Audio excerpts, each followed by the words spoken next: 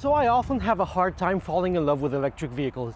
Manufacturers will go out of their way to infuse their cars with fun and character, but most of them fall short on delivering the kind of fun that you expect from a gas car. Electric cars are a marvelous technical achievement. They've come so far, especially in the last 10 years or more since Tesla came on the scene and just moved the game on, forcing the entire industry to adapt. And it's taken some OEMs quite a while to find their stride and start producing genuinely desirable and good electric vehicles. Driving the Renault 5 E-Tech for the last few days, I've fallen in love with this car. And it's not just because of its design. It's a genuinely good electric vehicle with good specs. It drives fantastically. And while there's a lot of designy stuff and, retro touches that are given a futuristic twist, it doesn't really feel forced.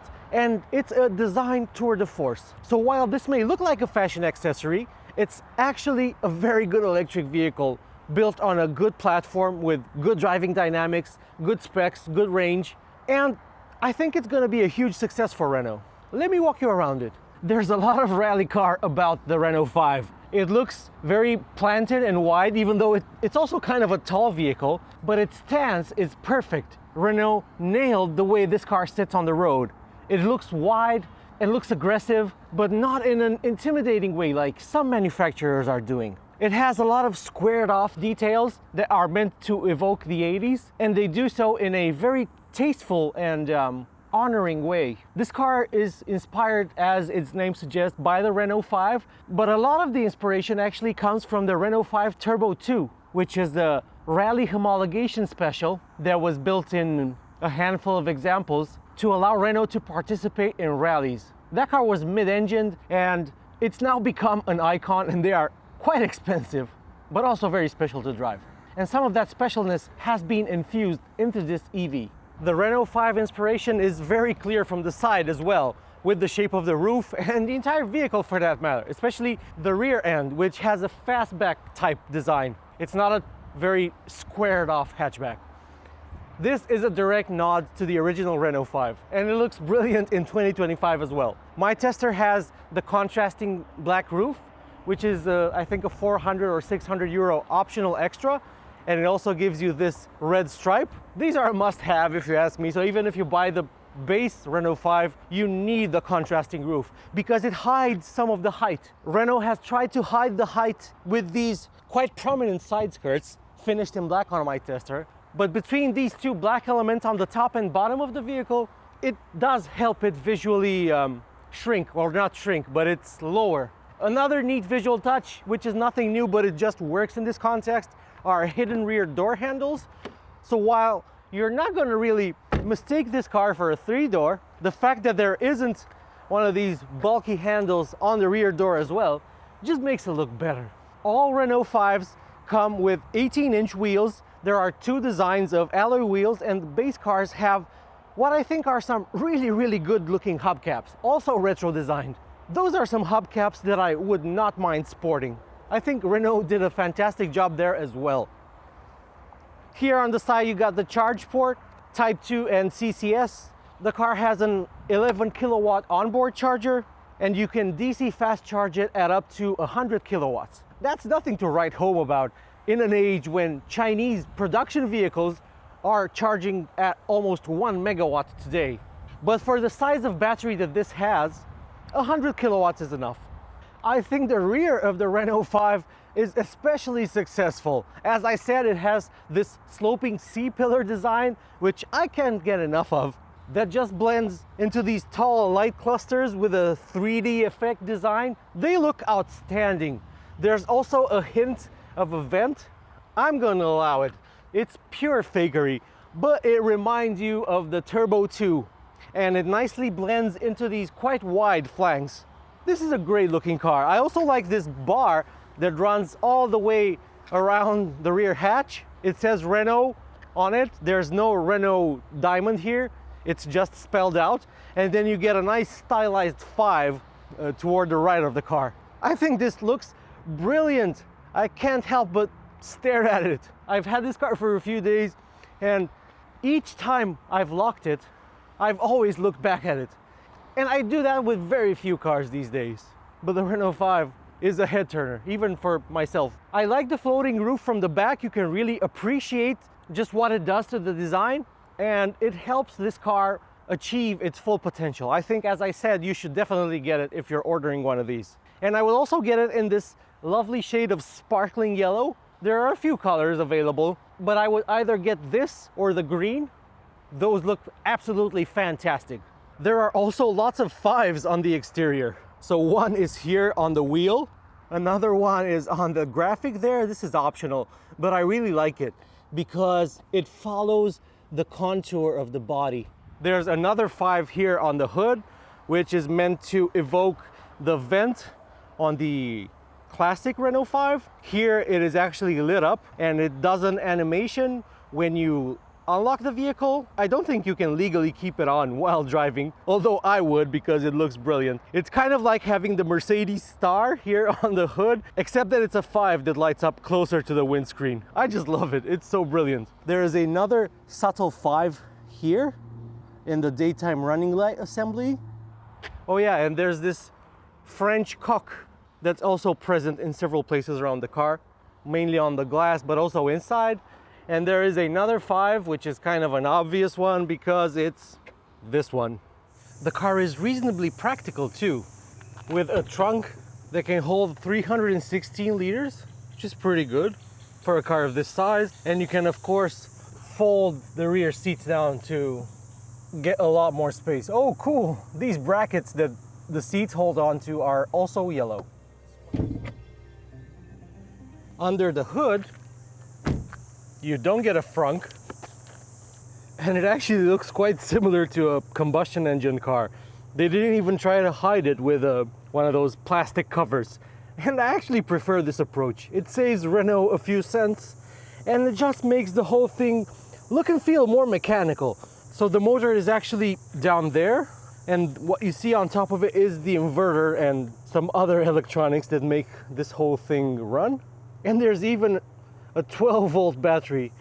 I can't get enough of this interior, and I think it offers just as many talking points as the exterior. The retro vibe is still very, very obvious wherever you look, but at the same time it also feels just as futuristic and as modern as the exterior. And I think, and not all cars have this, the exterior design works very well with the interior design. It feels like they were designed together as opposed to being designed by different teams and then coming together and jarring a bit, which is what happens with most new cars, to be honest. There seems to be a disconnect with the style of the exterior and the interior, but that's not the case with the Renault 5. So my tester is very well equipped, so you get this very, very nice denim-like fabric on the doors and on the seats. And the seats themselves, they are some of the nicest looking seats I've seen in a modern car. They are very retro, unquestionably so. They look like some bucket seats from the 80s in the best possible way. And they look sporty and they hold you quite well in place, I'm happy to report. The seating position in the front isn't as low as I would have liked it to be. You sit lower in a Mini Cooper SE, the new one, the one that's made in China. And that's also a bit of a lower car altogether. But while I would normally complain about the driving position in a car that wants to be sporty, and for the kind of car that this is, I think I sit low enough, thank you very much. The steering wheel has a lot of adjustment. I can pull it quite close to me, and I like that. And it also goes up and down, so it has rake and reach adjustment. And sitting behind the wheel in this car is very, very comfy. I love it. It's great. The steering wheel itself feels of very high quality. Renault has paid special attention to most of the touch points in this car, and the steering wheel is a big one. The armrest is also fairly soft. It could have been a bit softer, but I don't feel like my elbow is reaching the bottom of the padding when I put my arm on it, so it's fine. You get 2 cup holders here that are quite deep, and this divider that you can lose, and you're probably gonna lose it if you ever remove it. You also get a wireless phone charger here, as well as 2 USB-Cs and a 12-volt, and of course a couple of stylized Renault 5s, one here and one further down. This is the classic and this is the new car. You get an electric parking brake that is here for whatever reason. One of my least favorite things about this interior are the 3 stalks to the right of the steering wheel. I love the transmission stock. It looks fantastic. It looks like a piece of art, to be honest. And it catches the light in an interesting way because the tip here is translucent and it's very cute. I love it and it feels good. And all of the controls, all of the stocks feel very nicely damped and expensive. The indicator stock as well.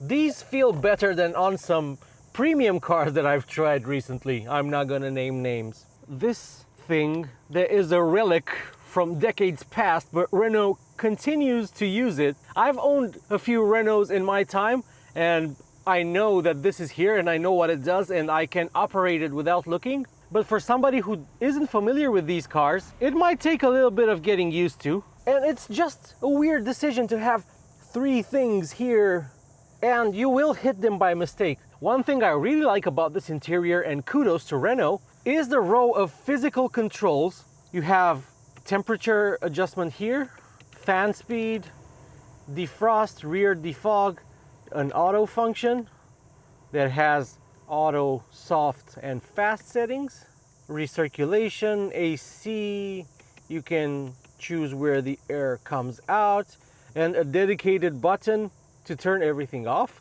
Frankly, I think this is redundant. Why not just use this one? And when you crank it all the way down, it goes to 0. This could have been used, for instance, for the heated steering wheel.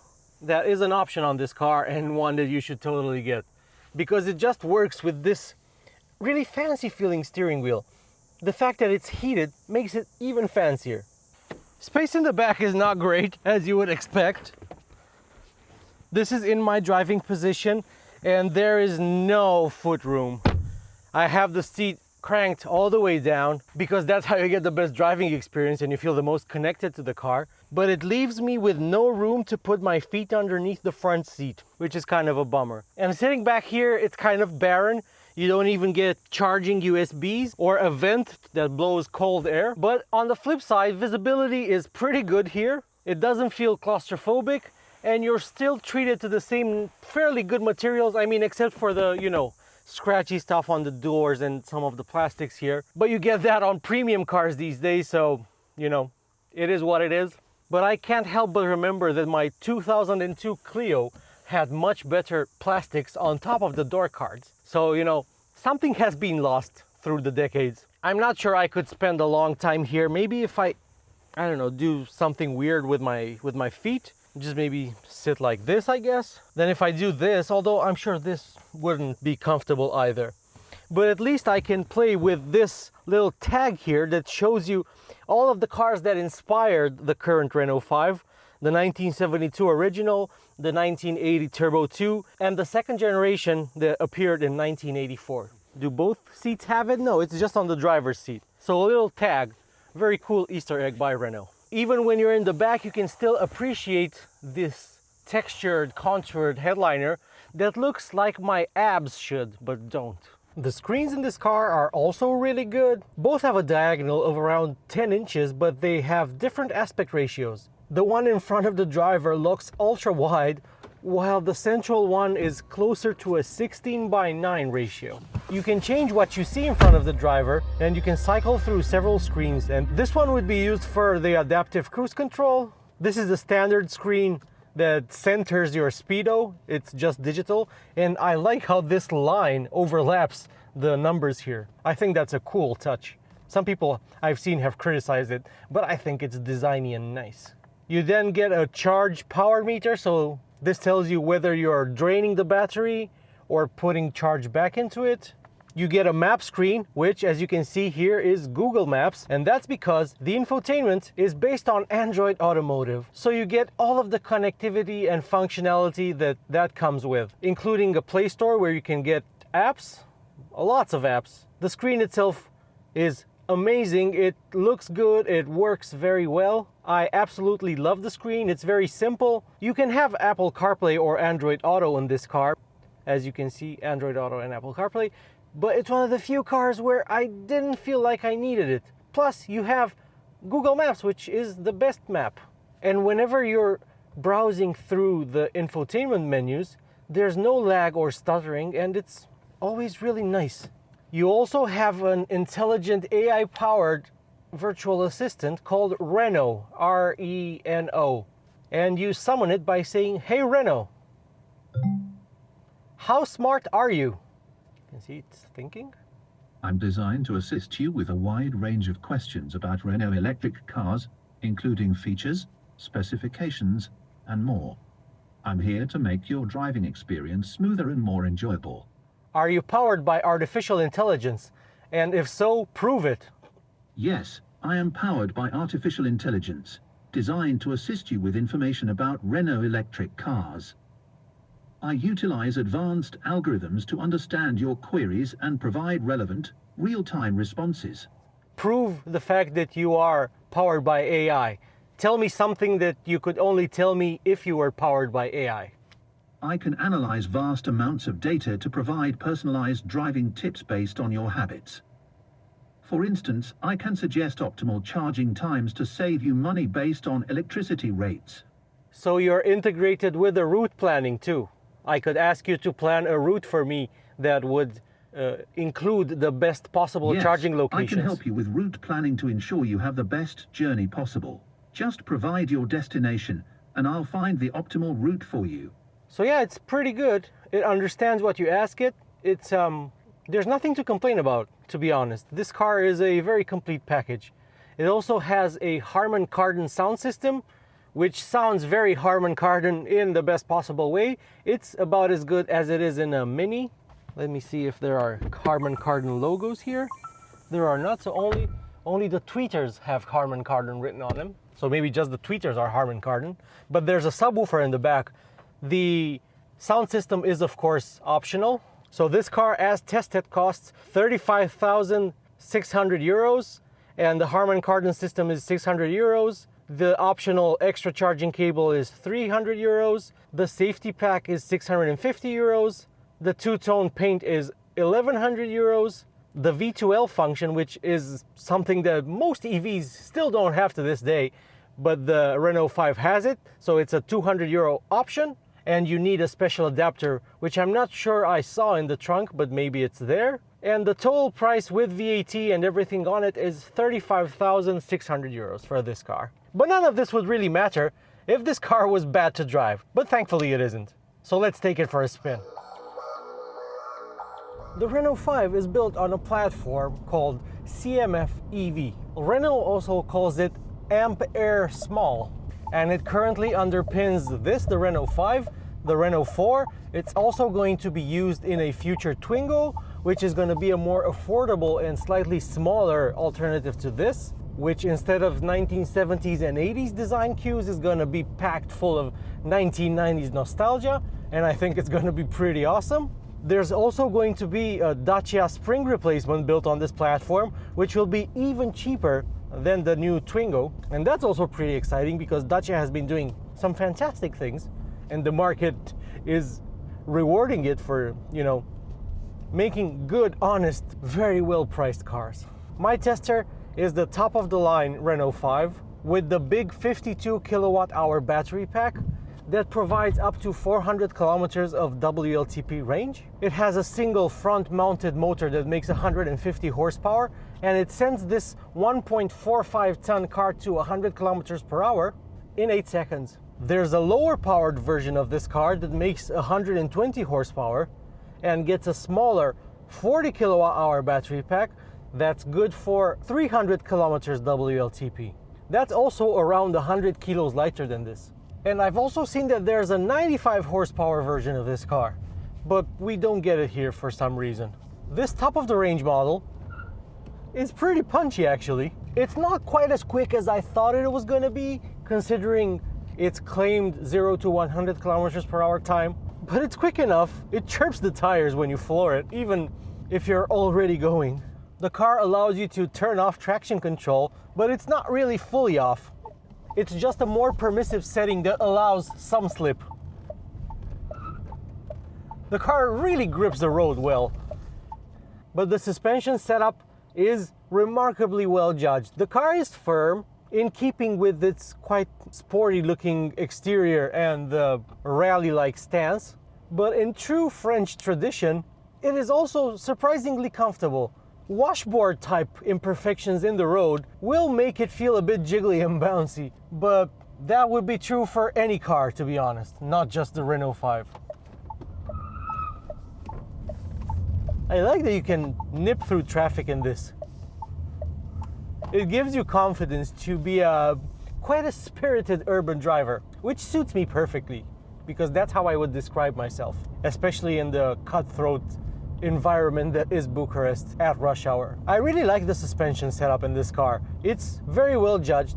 It's better judged than in the Mini, where it's a bit sportier than this, but you also feel a bit more of the road. And the damping in the Mini feels a class above this. I'm talking about the new electric Mini, the Chinese-made one, the J01. I think the Renault 5 is still the more comfortable car of the two. There's no acceleration sound in this car, like some manufacturers are doing. Some provide a futuristic spaceship type noise, or sci-fi type noise I would call it, like BMW with its Hans Zimmer sounds. And this is also the case with the Mini, while other manufacturers like Mercedes-Benz, for instance, pipe in a fake combustion engine noise. And a new concept from Mercedes-AMG has actual V8 noises and paddles to allow you to shift gears, just like in a Hyundai Ioniq 5N. But the Mercedes solution is one step above Hyundai. I can't say more right now. I've tried it, I've been a passenger in one, and it's awesome. To be honest, I like both approaches. You can have a sound, it actually helps give you a sense of speed, and it helps you keep track of how fast you're going, especially when you're driving spiritedly. But the Renault 5 isn't quick enough to get you into trouble, so it's not a big omission here.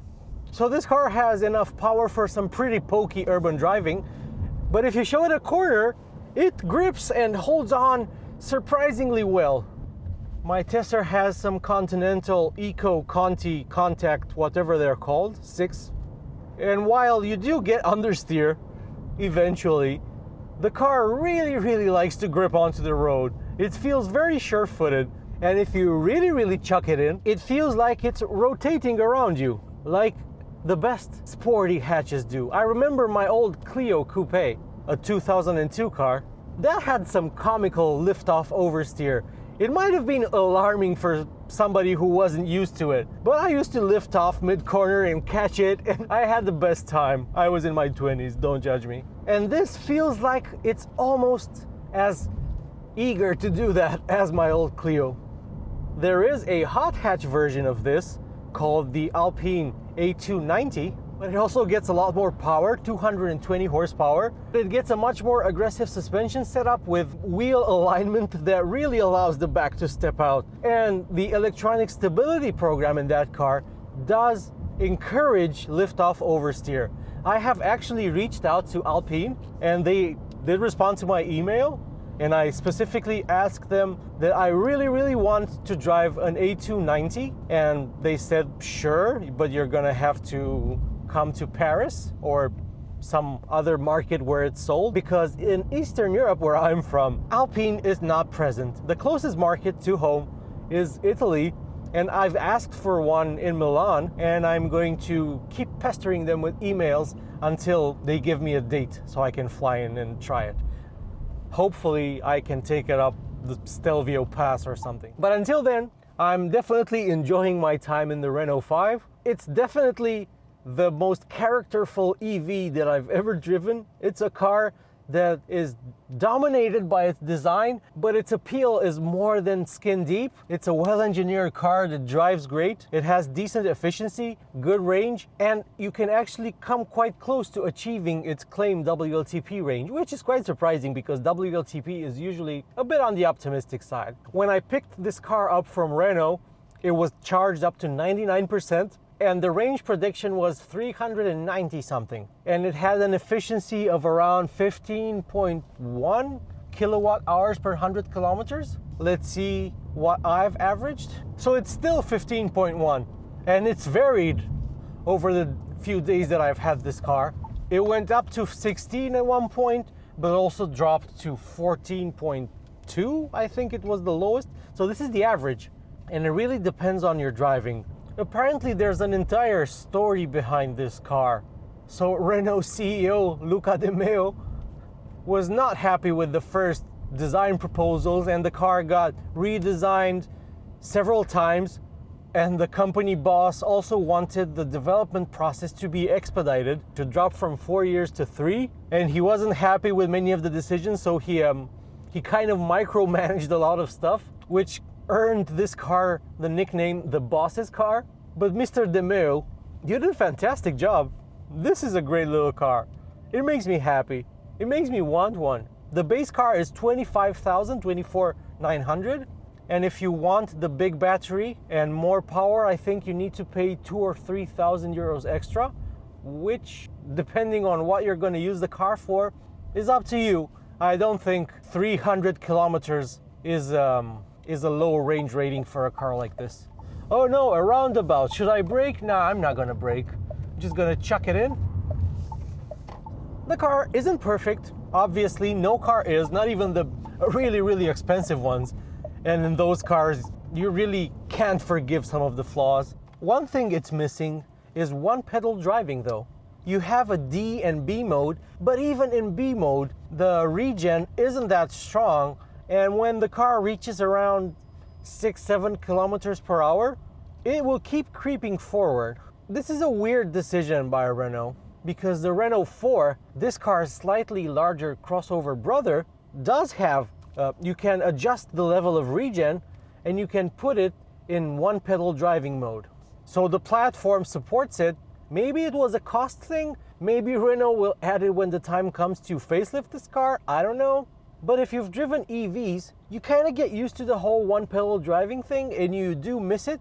In a combustion car, I mean, when you switch back from electric to combustion. So it seems a bit mean that it's not in this car, but it is in its crossover equivalent. The car comes with all sorts of safety gadgets. It can hold the lane on the highway and maintain a safe distance to the car in front. It's essentially semi-autonomous driving. It has autonomous emergency braking, lane keep assist, lane departure warning, cross traffic alert, yada yada yada. It has a lot of stuff. You have this button to the left of the steering wheel, which looks like a car with a circle around it. And if you press that twice, it goes to a personal setting for the safety stuff, where you can have some things on and others off. For instance, I despise the audible speed limit warning, not because I speed, but because maybe you go a few kilometers extra by accident and then you see it and then you back off and you don't need the car to beep at you. I will say that I do like the sounds that this car makes when you lock it and unlock it, when you climb aboard,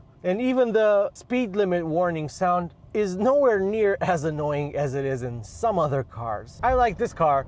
I'm very happy to have driven it. I've seen these around and I've always admired the way they look from a distance, but now that I've driven one, I'm very happy to report that it's a very, very good electric vehicle. It's not a case of style over substance. Renault really tried, not only with the design, but with the entire engineering package of this car, and it's a thoroughly recommendable little runabout that just looks really, really cute. Thank you for watching.